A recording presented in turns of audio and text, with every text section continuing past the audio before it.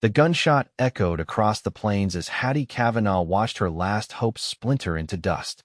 The stagecoach rattled away, leaving her alone outside the weathered general store of Redemption Creek, a speck of civilization in the Colorado Territory of 1878.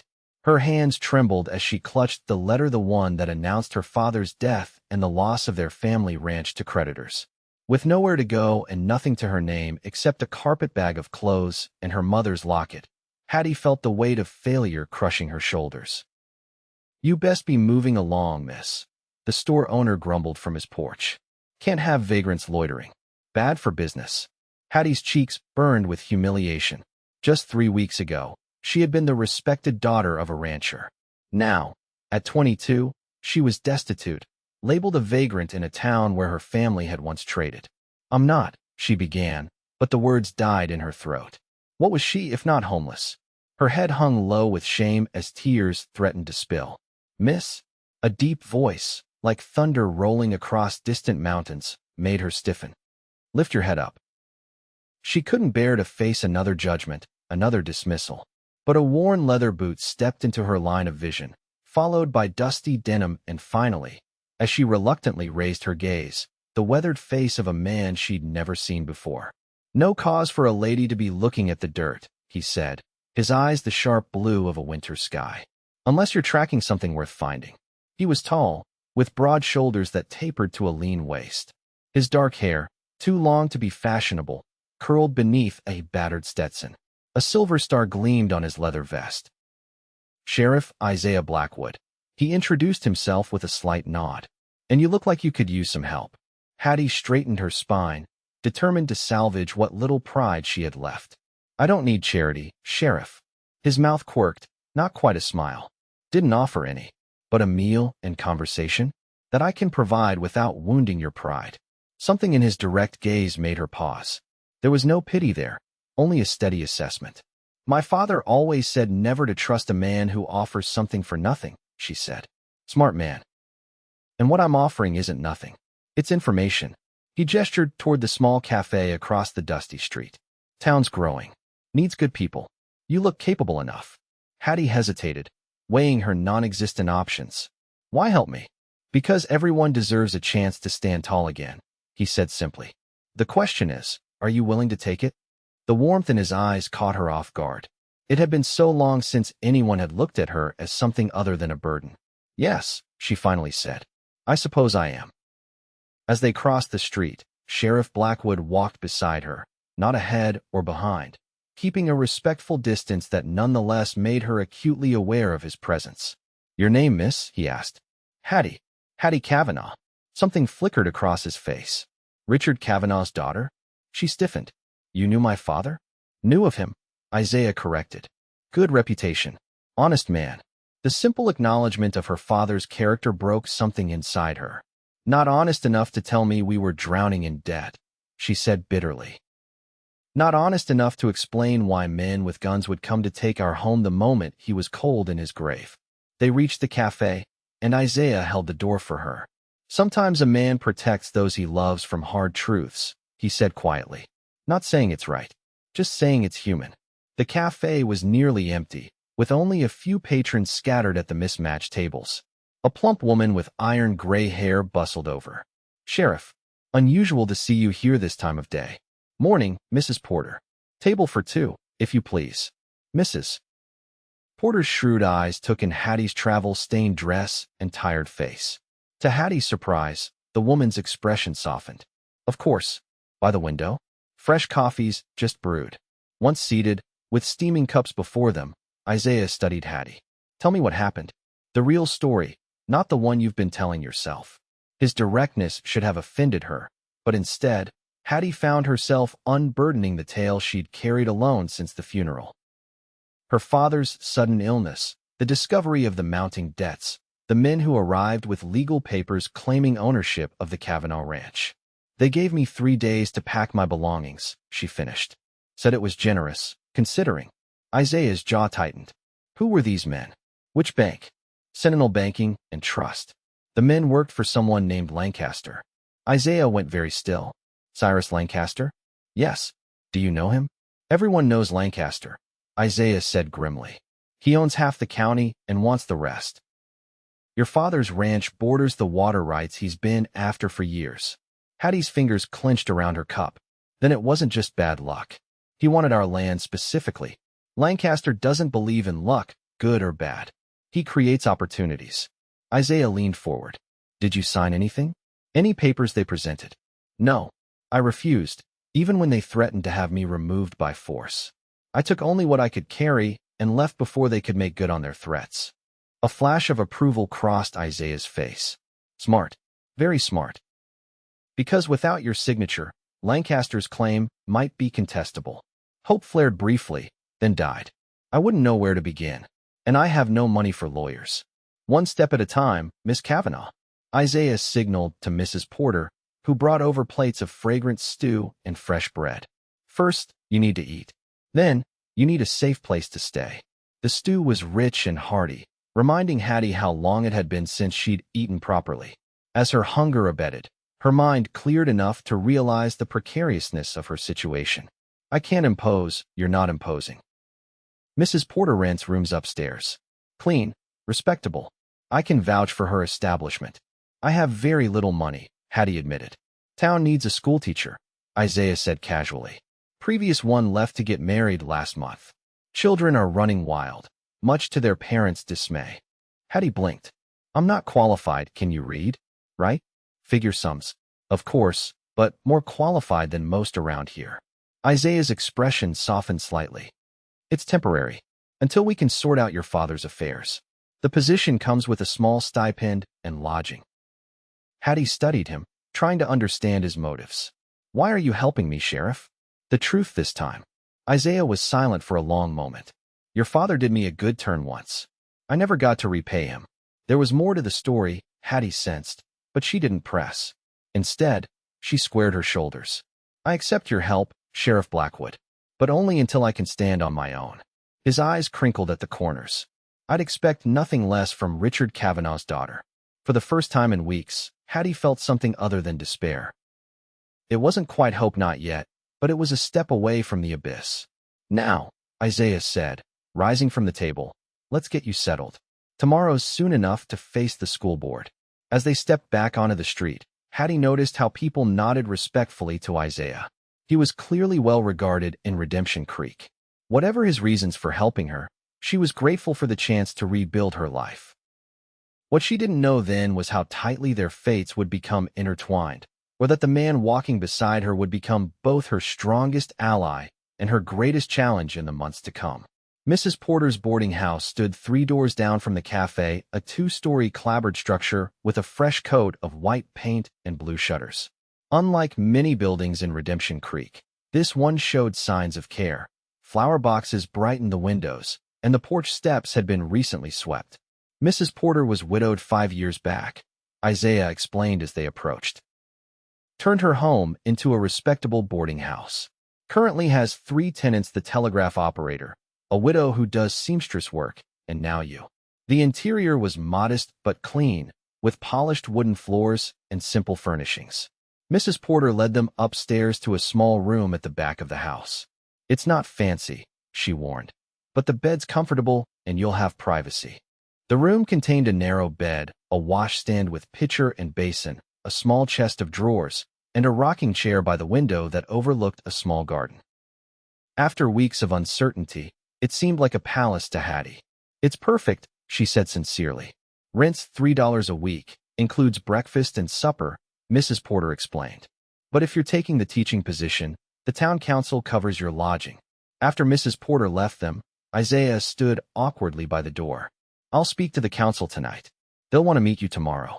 Thank you. Hattie set her carpet bag on the bed. I don't know how to repay your kindness. Teach the children well. That's repayment enough. He shifted his weight, suddenly looking less like the confident lawman and more like an uncertain suitor. I should go? You need rest. But he lingered, studying her face as if memorizing it. Miss Cavanaugh, Hattie, whatever happened with your father's ranch, it wasn't your fault. Remember that. The simple absolution nearly undid her. Good night, Sheriff. Isaiah, he corrected gently. In a town this size, we don't stand on ceremony. After he left, Hattie unpacked her meager belongings, placing her mother's silver-framed photograph on the dresser. "Well, Mother," she whispered, "it seems we've found a temporary haven." She slept deeply that night for the first time since her father's death. The next morning brought new challenges. The town council, comprised of the mayor, the banker, the doctor, and two prominent business owners, interviewed her in the small schoolhouse at the edge of town. 27 students, ages 6 to 16, Mayor Hollister explained. Can be a handful. Last teacher quit after 2 months. Before that one stayed 6 weeks, Dr. Reynolds added with a wry smile. We're not an easy bunch to please, Miss Cavanaugh. Hattie straightened in her chair. I grew up breaking horses with my father, gentlemen. I believe I can handle a classroom. Her confidence seemed to impress them.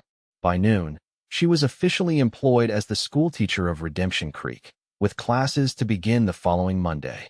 As she left the schoolhouse, Isaiah was waiting, leaning against a hitching post. Congratulations, Miss Cavanaugh, he said with a slight smile. News travels fast. So I see. She fell into step beside him. The council mentioned you spoke highly of my qualifications. Qualifications I don't recall discussing with you. I may have embellished slightly. His eyes danced with amusement. Said you were educated back east. That's a bald-faced lie, Sheriff Blackwood. Not entirely. Denver is east of here. Hattie couldn't help laughing. I attended the local school until I was 16. Hardly qualifies me as educated. You read Shakespeare for pleasure. I saw the book in your bag.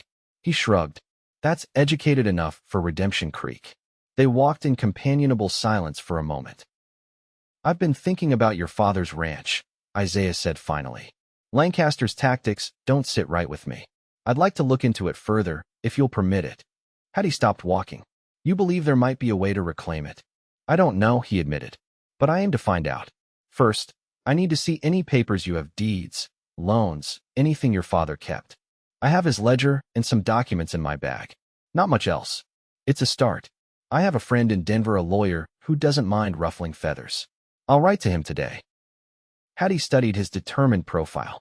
Why are you doing this? And don't say it's because of a good turn my father did. I want the truth. Isaiah's gaze met hers, steady and unflinching. Because I've seen what Lancaster does to people who stand in his way. Because this town needs good people to stay and put down roots. And because he hesitated, then continued more softly. Because when I saw you standing there with your head bowed, something in me couldn't walk away. The honesty in his voice made her breath catch. I'm not a charity case, Isaiah. No. His eyes held hers. You're a woman who deserves to hold her head high. And I aim to help you do just that. The next few days passed in a blur as Hattie prepared for her teaching duties. She cleaned the neglected schoolhouse from top to bottom, organized textbooks, and created lesson plans. Isaiah checked on her progress daily, often bringing supplies or offering to help with repairs to the building. On Saturday, he arrived with a load of firewood for the schoolhouse stove and found Hattie on a rickety ladder, attempting to hang a new map of the United States. That ladder's not safe, he called, dropping the wood and striding toward her. It's perfectly. The ladder wobbled alarmingly, and Hattie clutched at the wall. In 2 swift steps, Isaiah was beneath her, his hands reaching up to steady her waist. Stubborn woman, he muttered. Come down before you break your neck. The warmth of his hands through her dress sent an unexpected jolt through her.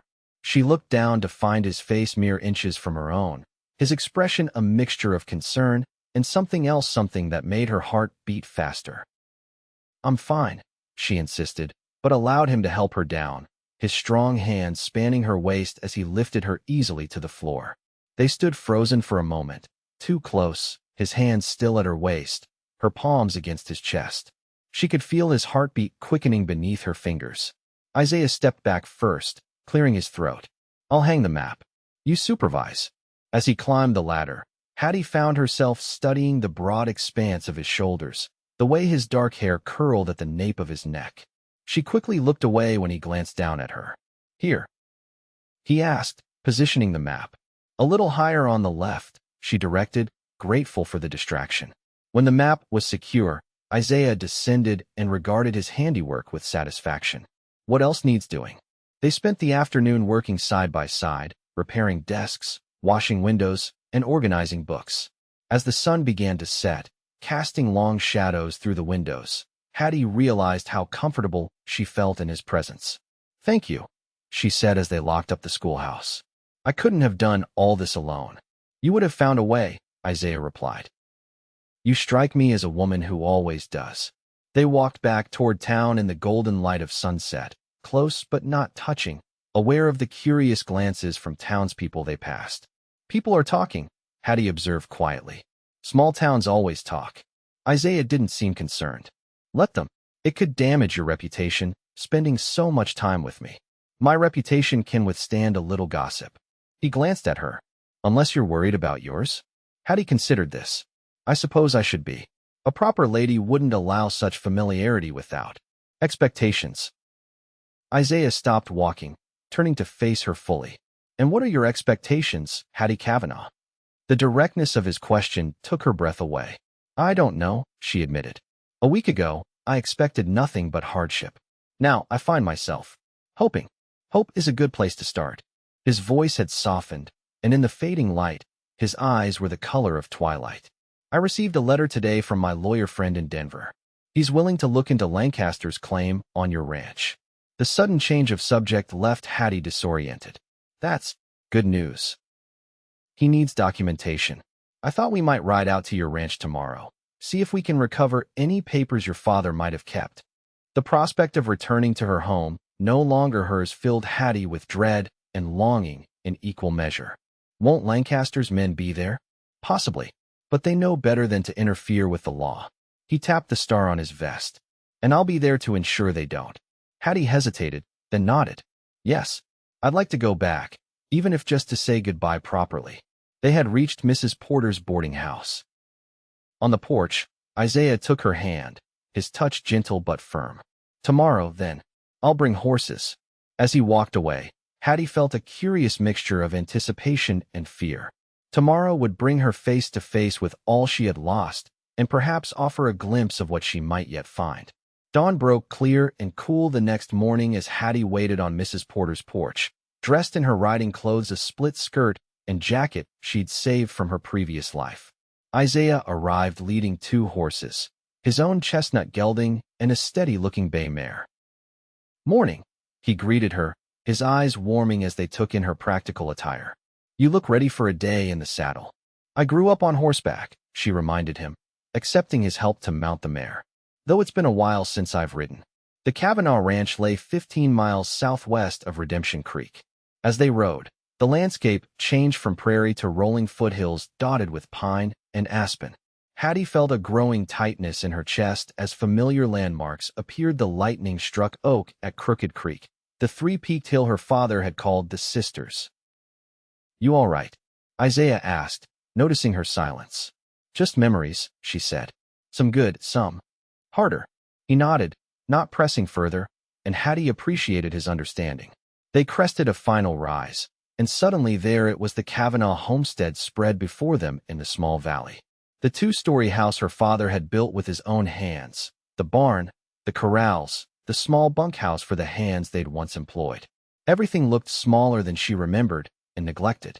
The flower garden her mother had lovingly tended was overgrown with weeds. "Home," she whispered, her voice catching. Isaiah reached across the space between their horses and briefly touched her hand. "Take your time." They approached slowly. No smoke rose from the chimney. No livestock grazed in the pastures. The place had an abandoned feel that cut Hattie to the quick. "Doesn't look like anyone's here," Isaiah observed, scanning the property with narrowed eyes. They dismounted in the yard, tying their horses to the hitching post. The front door of the house stood partially open, creaking in the light breeze. Inside, Hattie gasped. The home had been ransacked, furniture overturned, drawers emptied onto the floor, even floorboards pried up in places. "They were looking for something," Isaiah said grimly, surveying the destruction. Hattie moved through the rooms in a daze, stepping over broken dishes and scattered books. In her father's study, the damage was worst. His desk had been virtually destroyed, the hidden compartments exposed and emptied. "Father kept important papers in the cellar," she said suddenly. "Behind the wine rack. It was our secret hiding place." They found the cellar door intact, and descended the narrow stairs into the cool darkness below. Isaiah lit a lantern they found hanging on a hook, illuminating the dusty space. The wine rack appeared undisturbed. Hattie moved to it confidently, sliding it away from the wall to reveal a small cavity. Her fingers fumbled inside and emerged with a tin box. They didn't find it, she breathed, clutching the box to her chest. Isaiah's face broke into a rare, full smile. Let's see what we've got.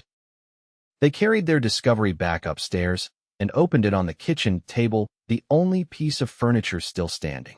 Inside were deeds, bank notes, and letters, along with a sealed envelope addressed to Hattie in her father's handwriting. With trembling fingers, she broke the seal. "My dearest daughter," she read aloud. "If you are reading this, I have passed on without the chance to make things right. Know that I have never been more proud of anyone than I am of you. The enclosed documents prove that our ranch was never legally transferred to Sentinel Banking. Lancaster forged my signature on the loan documents. The real deed is registered in your name, as of your 21st birthday last year. I made this change in secret, fearing Lancaster's retribution. Fight for what is yours, my brave girl. All my love, Father." Tears streamed down Hattie's face as Isaiah gently took the letter and the accompanying documents. "This changes everything," he said, his voice tight with controlled anger. "Lancaster committed fraud. With these papers and your father's testimony in this letter, we can challenge his claim." Hope bloomed in Hattie's chest, but quickly wilted. "Lancaster is powerful. Who would stand against him?" "I would." Isaiah's voice was steel. "And I'm not the only one he's wronged. Others will stand with us once they see it's possible." He gathered the papers carefully.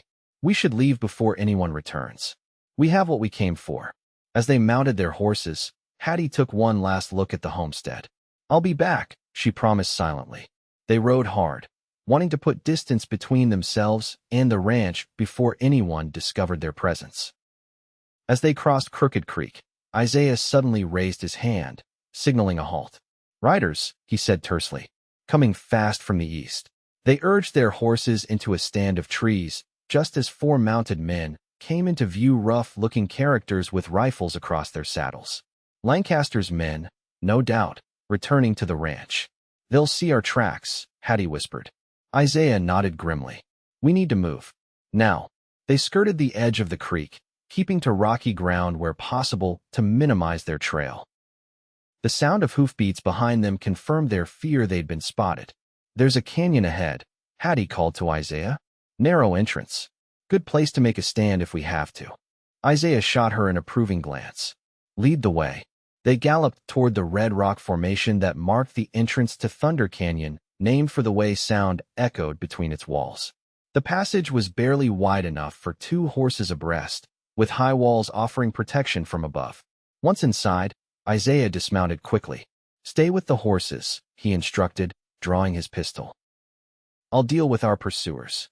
"I can shoot," Hattie protested, sliding from her saddle. "I don't doubt it." His expression softened momentarily. "But I'm the law here, and I'd rather not have you involved in what might happen next." The sound of approaching riders echoed in the canyon. Isaiah positioned himself behind a boulder at the entrance, his expression hardening into that of the lawman Hattie had first met. Four riders appeared at the canyon mouth, slowing as they spotted the narrow passage.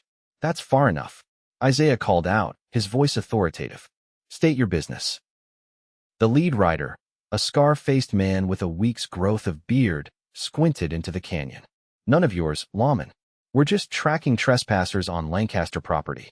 "You're mistaken," Isaiah replied coolly. "The Cavanaugh Ranch doesn't belong to Lancaster. Not legally." The men exchanged glances. "We got papers that say different," Scarface challenged. "Forged papers," Isaiah countered. "Miss Cavanaugh has proof of Lancaster's fraud. Proof that's already on its way to the territorial judge." This was a bluff. The documents were still in Isaiah's saddlebag, but the men wouldn't know that. "You're interfering with private business, Sheriff," another rider warned. "Lancaster won't like it. Lancaster's opinion matters less to me than the law." Isaiah's voice hardened. "Now, you have two choices. Ride away now, or try to come through me. Fair warning, I won't be as forgiving as the judge will be." A tense silence followed as the men assessed their options. Finally, Scarface spat on the ground. This ain't over, he growled. Lancaster doesn't forget. Neither do I, Isaiah replied evenly. The riders wheeled their horses and galloped away. Isaiah watched until they disappeared from view before holstering his weapon and returning to Hattie. That bought us some time, he said. But we need to get back to town. They'll report to Lancaster, and he'll come looking for those documents. Hattie's heart was racing, partly from fear, partly from admiration for Isaiah's calm courage. You were bluffing about the territorial judge? A ghost of a smile crossed his face. For now, but by tomorrow, it won't be a bluff. My deputy can ride to Denver with copies first thing. They mounted again and took a circuitous route back to Redemption Creek, avoiding the main trails. As they rode, Hattie couldn't help glancing at Isaiah's strong profile. You're risking a lot, she observed. Lancaster could make trouble for you. He already has. Isaiah's jaw tightened. Lancaster's been trying to control this county for years. Most folks are too scared to stand against him. But some things are worth fighting for. The way he looked at her made it clear he wasn't just talking about justice. They reached Redemption Creek as dusk was falling, the town's windows beginning to glow with lamplight. Isaiah escorted Hattie directly to Mrs. Porter's boarding house. Stay inside tonight, he advised. I'll post my deputy nearby, just in case. You think Lancaster would come after me? Hattie asked, suddenly realizing the danger might be greater than she'd thought. I think Lancaster protects his interests, Isaiah said carefully. And right now, you're a threat to those interests. He hesitated, then added, I'd feel better if you'd stay at my office tonight. It's more secure. The impropriety of such an arrangement hung between them. Mrs. Porter would have my reputation in tatters by morning, Hattie said with a weak smile. Your safety matters more than gossip. Isaiah's expression was serious. But I understand your concern. I'll have Deputy Miller keep watch here tonight. As they stood on the porch, the documents safely stowed in Isaiah's saddlebag, Hattie felt the weight of all that had happened and all that might yet occur. Thank you, she said softly, for believing me, for helping me fight. Isaiah's gaze held hers, intense and unwavering. Hattie Cavanaugh, I think I'd ride through hell itself if you asked me to. The raw honesty in his voice made her breath catch. Before she could respond, he gently touched her cheek, his calloused fingers surprisingly tender. Get some rest, he said. Tomorrow, we start building our case against Lancaster. After he left, Hattie stood on the porch, her cheeks still warm from his touch, watching his tall figure disappear into the gathering darkness. For the first time since her father's death, she felt a flicker of real hope, not just for reclaiming her home, but for something new and unexpected that was growing between her and the steadfast sheriff of Redemption Creek. The next morning brought chaos. Hattie had barely finished dressing when Mrs. Porter knocked frantically at her door. Sheriff's deputy is here for you, the landlady said, wringing her hands. Says it's urgent. Downstairs, Deputy Miller stood nervously twisting his hat. Miss Cavanaugh, there's been trouble. Sheriff sent me to fetch you to his office right away. What kind of trouble? Hattie demanded, her heart racing. Lancaster rode into town at dawn with 6 men. They're at the mayor's office now, making all kinds of accusations about you and the sheriff. Miller lowered his voice. They're saying you both trespassed on Lancaster property and stole documents. Hattie hurriedly pinned on her hat. Take me to Isaiah to Sheriff Blackwood immediately. The sheriff's office was a small building adjacent to the jail. Inside, Isaiah stood with his back to the window, his expression thunderous. He looked up when Hattie entered, relief briefly softening his features. Good, you're here. Lancaster's moving faster than I anticipated. What's happening? Hattie asked. Lancaster arrived with fabricated charges against both of us. Isaiah's voice was controlled, but anger simmered beneath. He's brought a judge with him, Judge Harmon, who's been in his pocket for years. Can he do that? Have us arrested? He's trying. Isaiah moved to his desk, where the documents from the ranch were spread out. I've sent for Dr. Reynolds. He's a notary and the most respected man in town. Once he authenticates your father's letter and witnesses our statements, even Harmon will have trouble dismissing the evidence. The door burst open, and a corpulent man in an expensive suit strode in, flanked by the scar-faced rider from yesterday and another rough-looking man. Sheriff Blackwood, the well-dressed man announced, his voice oily with false politeness. I believe you have something that belongs to me. Though she'd never met him, Hattie knew instantly this was Cyrus Lancaster. Everything about him exuded arrogant wealth, from his gold watch chain to his manicured hands. Isaiah didn't rise from his desk. "Mr. Lancaster, Judge Harmon not with you? I thought he handled your dirty work." Lancaster's smile didn't reach his cold eyes. "Judge Harmon is conferring with your mayor. I thought we might resolve this misunderstanding privately." His gaze shifted to Hattie, assessing her with calculated interest. "Miss Cavanaugh, I presume? Your resemblance to your late father is remarkable." Hattie lifted her chin. "And like my father, I recognize a thief when I see one." Lancaster's facade of politeness slipped for an instant before he regained control. "Bold words from a woman who has illegally removed documents from my property." "It was never your property," Hattie retorted. "You forged my father's signature on those loan papers." Lancaster turned to his men. "Do you hear these wild accusations?" The grief of losing her father has clearly affected the young lady's mind. Isaiah stood slowly, his hand resting near his holstered gun. "I suggest you leave, Lancaster. Now, before this becomes official." The tension in the room was palpable. Lancaster's men shifted uneasily, hands hovering near their weapons. The standoff was broken by the arrival of Dr. Reynolds, a dignified older man whose presence immediately changed the atmosphere. "Gentlemen," he greeted them, nodding to Lancaster with cool formality. "Sheriff Blackwood, you sent for me?" "Yes, doctor. I need you to examine some documents in your capacity as notary public." Lancaster's face darkened. "This is a private matter." "Not anymore," Isaiah interrupted. "Dr. Reynolds, please review these papers, particularly the letter from Richard Cavanaugh to his daughter." As the doctor moved to the desk, Lancaster made a subtle gesture to his men, who began to spread out around the room. Hattie noticed their movement and edged closer to Isaiah. "I wouldn't," Isaiah warned Lancaster, his voice deadly quiet. "Any interference with a legal proceeding will result in your immediate arrest." For several tense minutes, Dr. Reynolds examined the documents while everyone waited in silence. Finally, he looked up, his expression grave. "The signature on this deed matches the one I witnessed myself when Richard Cavanaugh registered it last year," he confirmed. "And this letter is unquestionably in his hand. I attended him in his final illness and saw him writing it." Lancaster's face contorted with fury. "This is absurd." "I have legal papers, forged papers," Dr. Reynolds interrupted firmly. "I would testify to that effect in any court." The door opened again, and Mayor Hollister entered with Judge Harmon, a thin man with a permanent sneer. "What's all this?" the judge demanded. Dr. Reynolds straightened to his full height. "Evidence of fraud, Your Honor. I've just authenticated documents proving that Cyrus Lancaster falsified loan agreements with the late Richard Cavanaugh." Judge Harmon frowned. "That's a serious accusation, Doctor." "One I'm prepared to swear to," Reynolds replied steadily. "And I suggest you examine the evidence carefully before aligning yourself further with Mr. Lancaster." The judge's eyes narrowed as he assessed the situation. Lancaster might have him in his pocket, but even a corrupt judge couldn't ignore a respected doctor's testimony and maintain his position. "I'll need to review these documents thoroughly," Harmon said finally. Lancaster stepped forward. "Judge Harmon, surely you don't." "Enough, Cyrus," the judge snapped.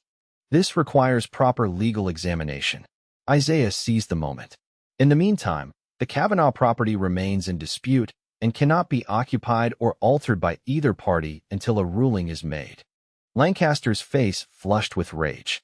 "This isn't over, Blackwood. Not by a long shot." He jabbed a finger toward Hattie.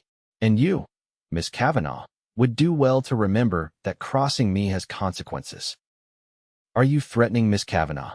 Isaiah asked, his voice dangerously soft. "Because that would be unwise." The men stared at each other, the hatred between them almost tangible. Finally, Lancaster turned on his heel. "Gentlemen, we're leaving," he barked to his men. At the door, he paused for a final glare. "I'll see you both ruined for this." After Lancaster and his men departed, the tension in the room gradually dissipated. Judge Harmon reluctantly agreed to take the documents to his temporary office for review, with Dr. Reynolds accompanying him to ensure nothing happened to the evidence. When only Hattie, Isaiah, and Mayor Hollister remained, the mayor shook his head wearily. "You've stirred up a hornet's nest, Sheriff," he observed. Lancaster won't take this lying down. I'm counting on it, Isaiah replied grimly. The more he fights, the more he exposes himself. Hollister turned to Hattie. Miss Cavanaugh, you should know that your position as schoolteacher might be in jeopardy. Lancaster has significant influence with several council members. Hattie felt a chill run through her. Are you dismissing me, Mayor? No, no, Hollister assured her hastily. I'm simply warning you of possible complications. After the mayor left, Hattie sank into a chair, suddenly exhausted. I've put you all at risk. Your position, the doctor's standing in the community. Isaiah knelt before her, taking her hands in his. Hattie, look at me. She raised her eyes to meet his intense gaze. You didn't put anyone at risk. Lancaster did that with his greed and dishonesty. You're fighting for what's rightfully yours, and that takes courage. His thumbs traced gentle circles on the backs of her hands. Besides, some things are worth risking everything for. The tenderness in his voice made her heart constrict. I don't want to be the cause of your ruin, Isaiah. The only thing that could ruin me now would be standing by while Lancaster destroys another good person. His voice softened, especially when that person is you. The way he looked at her, as if she were precious and strong, all at once made Hattie's breath catch. There was no pity in his eyes, only admiration and something deeper that made her pulse quicken. What happens now? She asked, painfully aware of his hands still holding hers. We wait for Judge Harmon's ruling. Isaiah's mouth twisted wryly. And we prepare for Lancaster's next move, because there will be one. I should still start teaching tomorrow, Hattie decided. Show everyone that I'm not intimidated. Isaiah smiled, a genuine smile that transformed his face. That's the spirit. Life goes on, even when Lancaster tries to stop it. He rose, reluctantly releasing her hands. I'll walk you back to Mrs. Porter's. It's not safe for you to be alone until this is settled. As they stepped outside, Hattie was acutely aware of the stares from townspeople. News traveled fast in Redemption Creek. They're all watching us, she murmured. Let them, Isaiah replied, offering his arm. Maybe they'll learn something about standing up for what's right. Hattie placed her hand on his arm, drawing strength from his steady presence. Whatever came next, she wouldn't face it alone, and that knowledge made all the difference. The next morning, Hattie stood before the 27 curious faces of her new students. Despite the tension in town and the uncertainty of her situation, she felt a sense of purpose as she picked up the chalk. Good morning, she began. I'm Miss Cavanaugh, your new teacher. A freckle-faced boy in the back raised his hand immediately. Is it true you're fighting Cyrus Lancaster for your ranch? Hattie was momentarily taken aback by the directness of the question. That's a legal matter that doesn't concern our studies, she replied carefully. My pa says Lancaster always wins, a girl with braids commented. Says nobody stands against him and comes out whole. The children were watching her intently, and Hattie realized this was her first real test as their teacher. How she responded would set the tone for everything that followed. In this classroom, she said firmly, we will learn many things. History, mathematics, literature. But perhaps the most important lesson is that what is right matters more than what is easy. Yes, standing up for justice can be difficult and sometimes costly. But the alternative, allowing wrong to triumph, because we're afraid, costs far more in the end. She moved to the chalkboard and wrote in large letters, integrity. Who can tell me what this word means? A small girl in the front row raised her hand tentatively. Is it like doing the right thing even when nobody's watching? Hattie smiled warmly. That's exactly right, Emma. And this week, as we get to know each other, integrity will be our watchword. The lesson proceeded smoothly after that, the children gradually relaxing as they realized their new teacher was both fair and engaging. By lunchtime, Hattie felt she'd made real progress in establishing her authority and gaining their respect. As the children ran outside for their midday break, Isaiah appeared at the schoolhouse door. How's it going? He asked, his eyes sweeping the room appreciatively. I see you've got them all under control. For now, Hattie laughed. Though I suspect the real challenges are yet to come. Isaiah's expression grew serious. Judge Harmon is reviewing the documents. Dr. Reynolds is with him, which is the only reason I trust the process at all.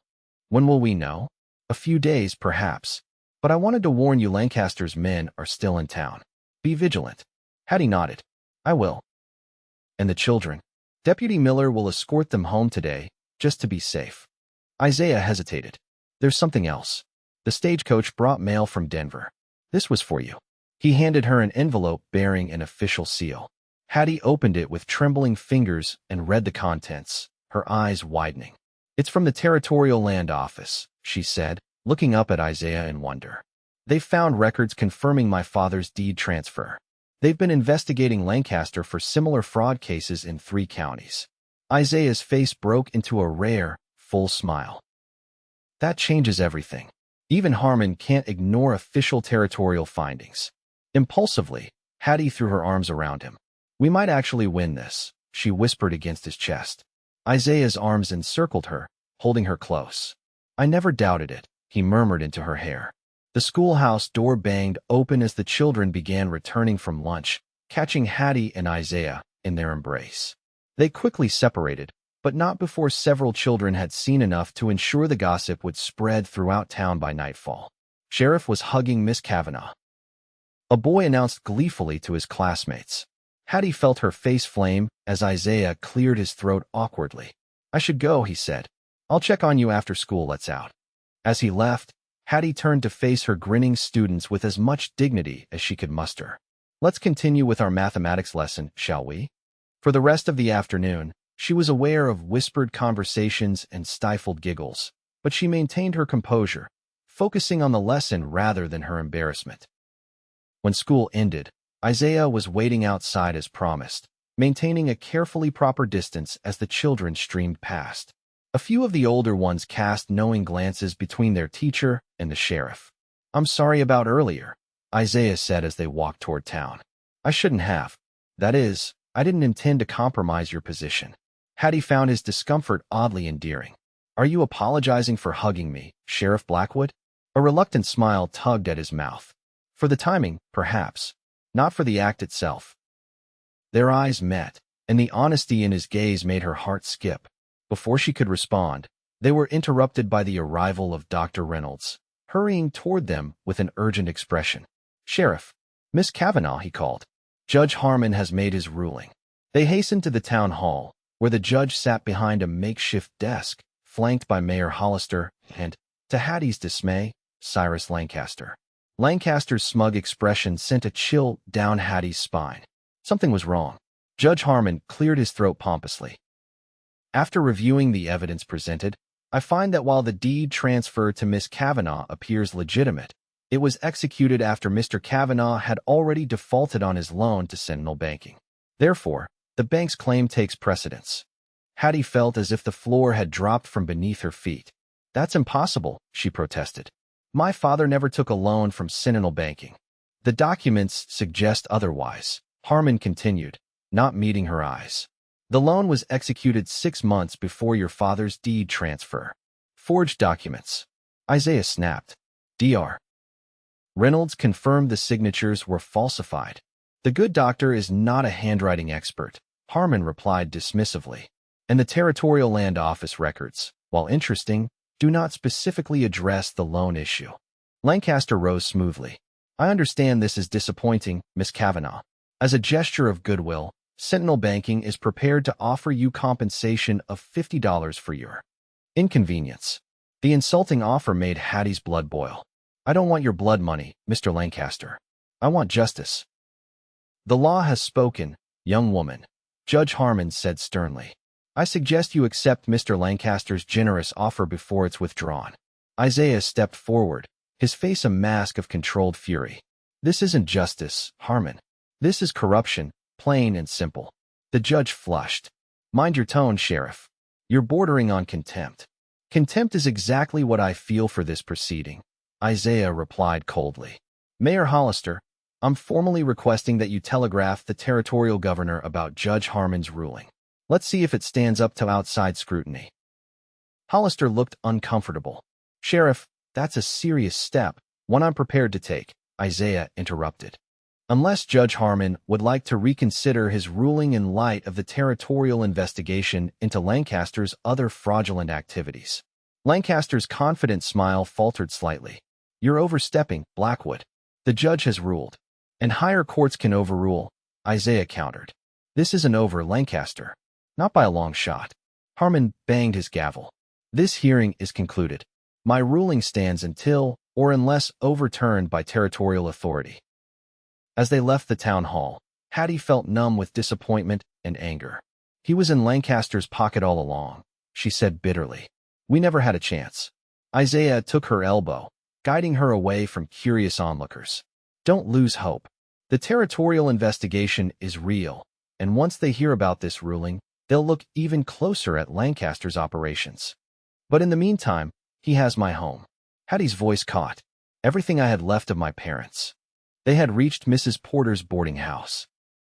On the porch, shielded from public view by the climbing roses, Isaiah turned to face her.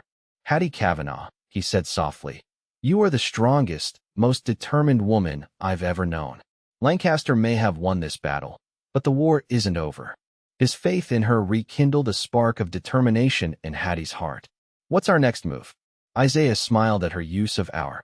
I'm sending a full report to the territorial governor tonight, and my lawyer friend in Denver will file an appeal of Harmon's ruling. He hesitated, then added, there's something else I've been meaning to tell you. My connection to your father. It wasn't just a passing acquaintance. Hattie looked at him questioningly. 5 years ago, I was a U.S. Marshal tracking a gang of bank robbers. They ambushed me near your father's ranch. I was badly wounded.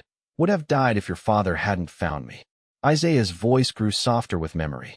He took me in, tended my wounds, hid me until I recovered enough to complete my mission. I never knew, Hattie whispered. He never mentioned it. He wouldn't.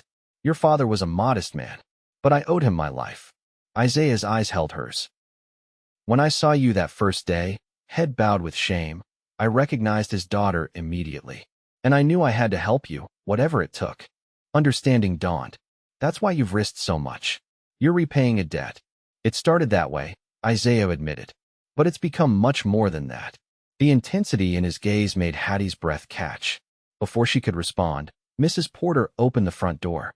Miss Cavanaugh, Sheriff, come quickly, there's news. They followed her inside, where several boarders were gathered around a breathless young boy. Tell them what you told me, Billy, Mrs. Porter urged. The boy, who Hattie recognized as one of her students, spoke rapidly. Lancaster's men are burning the Cavanaugh ranch. My pa and I saw the smoke from our place.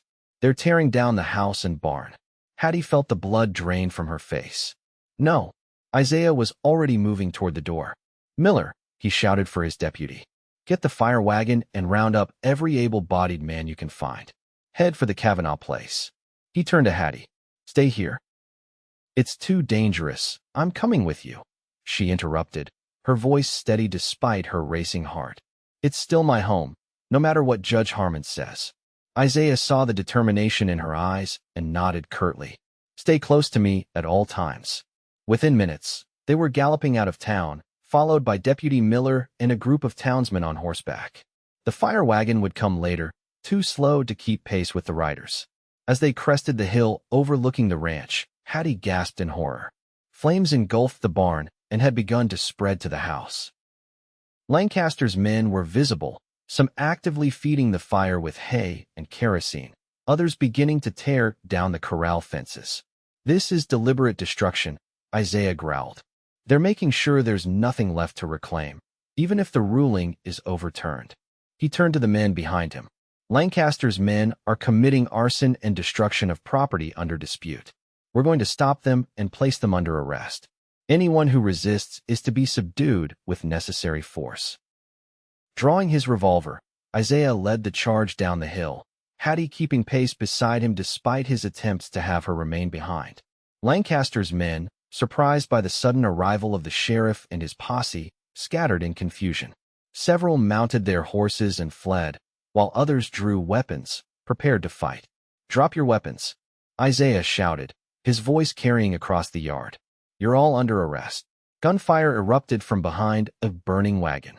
Isaiah pushed Hattie behind the stone well for protection as he returned fire.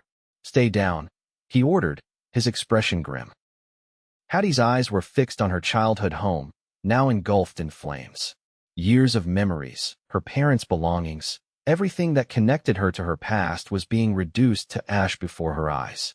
The firefight was brief but intense. 2 of Lancaster's men were wounded, the rest surrendered or fled. The house where she was born, where she had grown up, where her parents had lived and died, all gone. Isaiah approached quietly, respecting her grief. "I'm sorry," he said simply. "We were too late."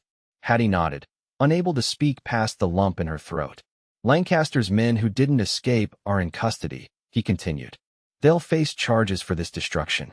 It won't bring back my home," Hattie whispered. "No." Isaiah's voice was gentle. "But we have witnesses to Lancaster's direct violation of a legal proceeding. Even Judge Harmon can't ignore this."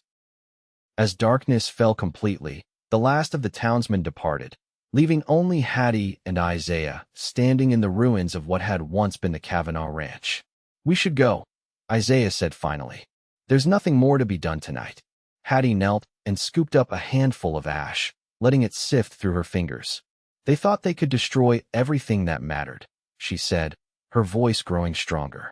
"But they can't." She rose, brushing the ash from her hands, and turned to face Isaiah. In the moonlight, her expression was resolute. "Lancaster wants me broken and defeated. I won't give him that satisfaction." Isaiah's eyes shone with admiration. "No, you won't. Because you're Richard Cavanaugh's daughter, and you don't bow your head to bullies." He hesitated, then reached out to gently touch her cheek. "Let me take you back to town. Tomorrow is soon enough to plan our next move." As they rode away from the destroyed homestead, Hattie didn't look back. Whatever the future held, it lay ahead, not in the ashes behind her. The following days were a whirlwind of activity.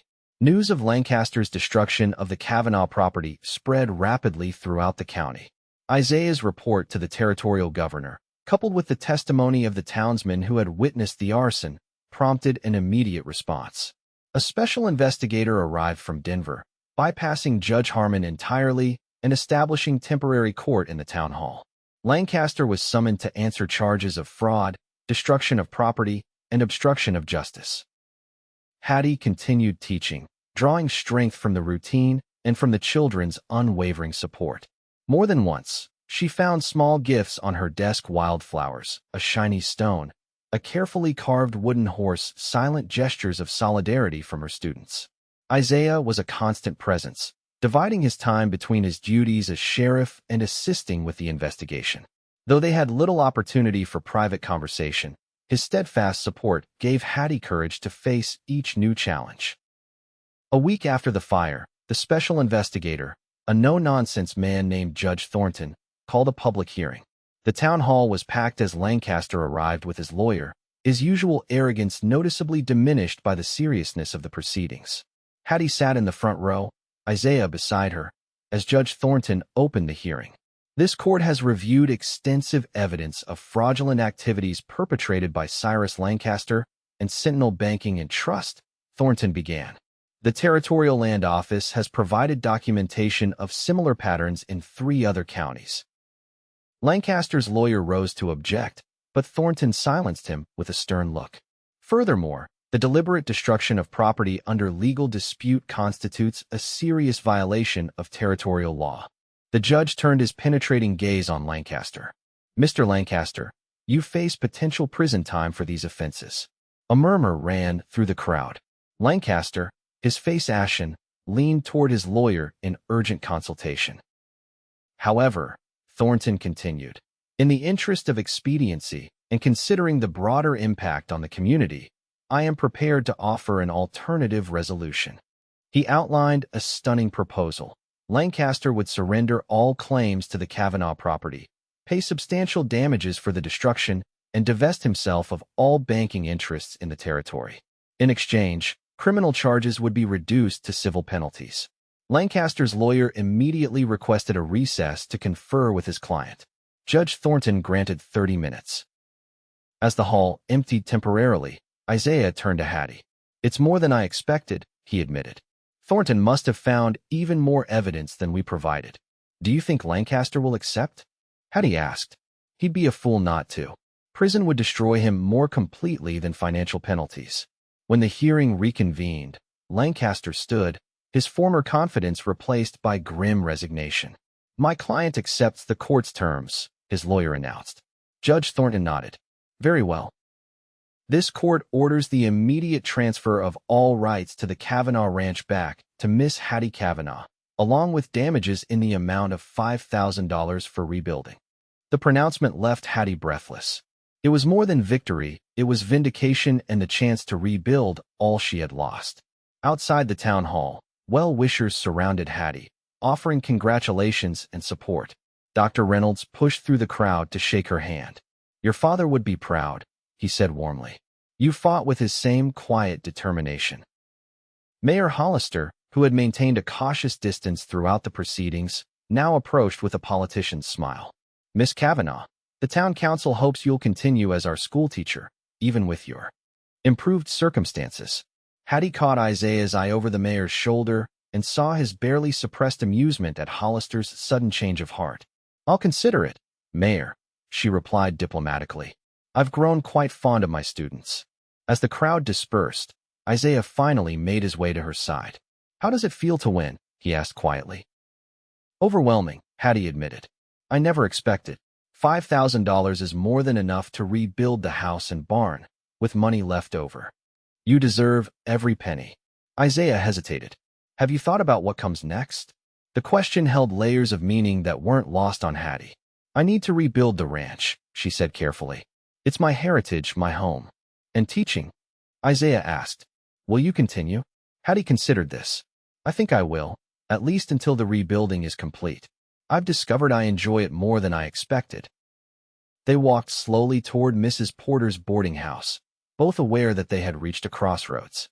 "Hattie," Isaiah began, then stopped, seeming to struggle for words unusual for a man typically so direct. "Yes?" she prompted gently. "I want you to know that my help, everything I've done, it wasn't just repaying a debt to your father." He met her eyes directly. It became something much more personal very quickly. Hattie's heart quickened. "For me as well." They had reached the boarding house steps. Isaiah took her hands in his expression uncharacteristically vulnerable. "I don't have much to offer. A sheriff's salary isn't grand. My house is small, but it's paid for, and it could be made into a proper home." His voice grew softer. "If you were interested in sharing it." Hattie's breath caught at the unexpected proposal. "Isaiah, are you asking?" "I'm asking if you might consider a future that includes me," he said simply. "Not right away. You have rebuilding to do, decisions to make. But someday, when you're ready." The sincerity in his eyes moved her deeply. Here was a man who had stood beside her through the darkest moments, who had believed in her when everyone else counseled surrender. "I think," Hattie said carefully, "that any future I build would be incomplete without you in it." The smile that broke across Isaiah's face transformed his usually serious countenance. "Is that a yes?" "It's a not yet, but someday soon," Hattie clarified, smiling back. "I need to stand on my own feet first, rebuild what was lost. But yes, Isaiah Blackwood, when that's done, I would be honored to consider a shared future." Isaiah brought her hands to his lips and kissed them gently. "I can wait," he promised. "For you. I would wait forever if necessary." The rebuilding of the Cavanaugh Ranch began the following week. Isaiah organized a community barn raising that brought people from all over the county. Many came out of genuine goodwill, others perhaps from curiosity or a desire to align themselves with the woman who had defeated Cyrus Lancaster. Hattie continued teaching during the week, riding out to oversee construction on weekends. Isaiah was a constant presence, offering practical advice and physical labor in equal measure. By late autumn, a new house stood on the foundation of the old one, smaller but sturdier, with large windows that filled the rooms with light. The barn was rebuilt, along with new corrals and a chicken coop. Hattie used part of the settlement money to purchase a small herd of cattle and 2 good horses. Throughout these months, her relationship with Isaiah deepened. They maintained propriety. He never stayed at the ranch overnight, and in town they were careful to avoid giving cause for gossip. But their growing attachment was obvious to anyone who saw them together. As winter approached, Hattie faced a decision. The ranch was largely rebuilt, and while she enjoyed teaching, managing both responsibilities was becoming increasingly difficult. One crisp Saturday in early December, she and Isaiah sat on the porch of her new home, watching the sunset paint the distant mountains. "I've been thinking," Hattie said, breaking a comfortable silence. "About the future." Isaiah turned to her, his expression attentive. What conclusions have you reached? I love teaching, she began, but the ranch needs more attention than I can give while keeping both responsibilities. I need to choose. And your choice? Isaiah asked quietly. Hattie met his gaze steadily. My father built this ranch from nothing. I can't abandon it now that I've reclaimed it. I've decided to resign from teaching at the end of the term. Isaiah nodded, understanding in his eyes. The children will miss you. But the ranch is your legacy. There's more, Hattie continued, her heart beating faster. I've been standing on my own feet for months now. Rebuilding, making decisions, facing challenges. You've done it remarkably well, Isaiah observed. Yes, and I've realized something important. Hattie's voice softened. Standing on my own has given me the strength to know what I want. Who I want. Isaiah went very still, his eyes never leaving her face. You said once that when I was ready, you'd be waiting, Hattie reminded him. I'm ready now, Isaiah. Ready to think about that shared future we discussed. The joy that illuminated his face was answer enough, but his words, when they came, filled her heart to overflowing. Hattie Cavanaugh, he said, taking her hands in his. From the moment I saw you, head bowed with the weight of the world on your shoulders, something in me recognized something in you. I've watched you face every challenge with courage and integrity. I've seen you rebuild not just your home, but your life. He moved from the chair to one knee before her, still holding her hands. I love you, your strength, your determination, your compassionate heart. I want to share my life with you, to build something lasting together. Tears of happiness blurred Hattie's vision. I love you too, she whispered. Yes, Isaiah. Yes to everything. He rose and gathered her into his arms, his kiss gentle at first, then deepening with the emotion they'd held in check for so long. When they finally drew apart, Isaiah smiled down at her. I should have brought a ring, he said ruefully. We have time for rings, Hattie assured him. What we have now is more important. They were married on Christmas Eve in the small church in Redemption Creek, with the entire town in attendance.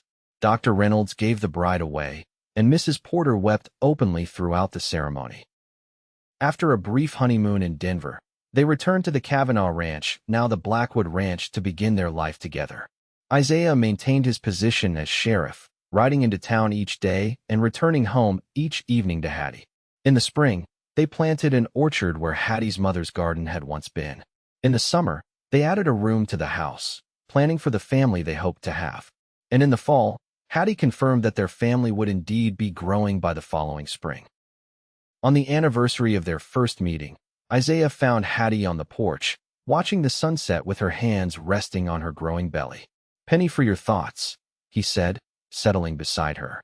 Hattie smiled, taking his hand and placing it where their child had just kicked. I was thinking about how much can change in a year. How despair can turn to joy if you're brave enough to lift your head and face what comes. Isaiah's hand caressed the swell of their child. You were always brave, even when you didn't believe it. I had help, Hattie acknowledged, leaning against his shoulder. A stubborn sheriff who wouldn't let me give up. A stubborn sheriff who fell in love with you the moment he saw you. Isaiah corrected, pressing a kiss to her temple. As darkness fell around them, Hattie reflected on the journey that had brought them to this moment. From the depths of loss to the heights of happiness, from a head bowed in shame to a future filled with promise. I love you, Isaiah Blackwood, she whispered. And I love you, he replied. More than words can say. In the years that followed, the Blackwood Ranch prospered. Their family grew with the addition of a son they named Richard, after Hattie's father, and twin daughters who arrived 2 years later. Isaiah eventually retired as sheriff to work the ranch full-time, and together they built a legacy of love and integrity that extended far beyond the boundaries of their land. And sometimes, when visitors came to call, Hattie would tell the story of how she had lost everything, only to gain something far more precious, a love that had seen her through the darkest times and taught her to hold her head high, no matter what life brought her way.